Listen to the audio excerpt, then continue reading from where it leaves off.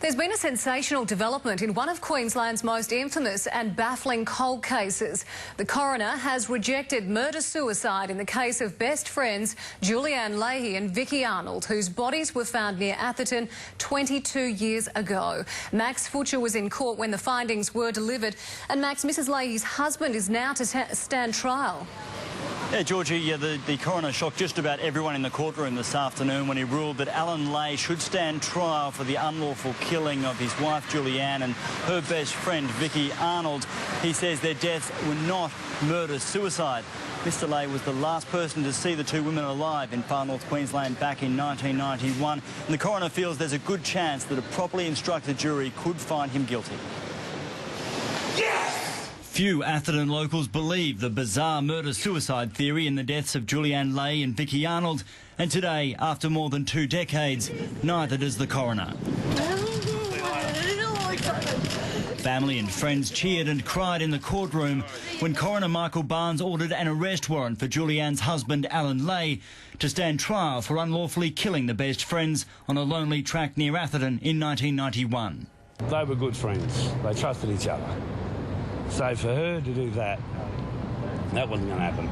Police at the scene had quickly ruled Vicki Arnold shot and killed her friend and then shot herself.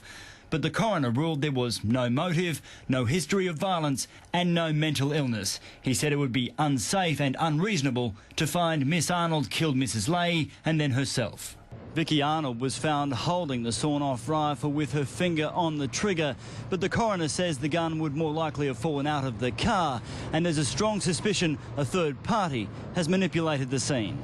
He said Miss Arnold could not have fired the fatal shot.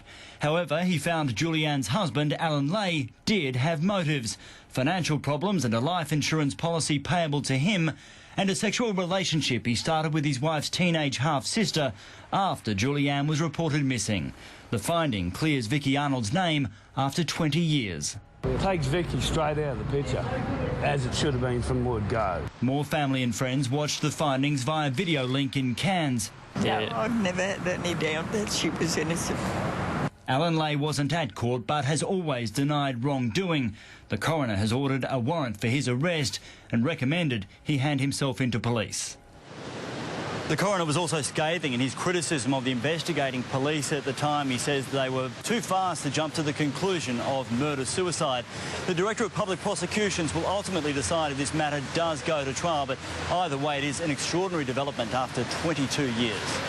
Yes, thank you, Max Futcher outside the coroner's court.